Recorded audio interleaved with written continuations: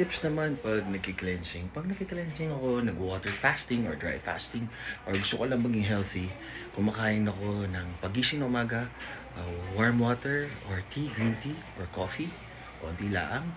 And then, hihiwa ako ng maliit na ginger, maliit na red onion, tsaka maliit na garlic. Nangayain ko, laging baho ng amoy, diretso na ako sa gym. Tapos na ako mag-high miss, wala akong kausap kasi mabaho. Yung alisin sa garlic, it kills germs, antibacterial. Sabi nila, antiviral. Ano na yan? Herbal medicine through ancient times. Ang red onion may quercetin. Yan, anti-inflammatory, yan, anti-cancer, gingeroids, yun, it fights inflammation, pampaboost ng immunity.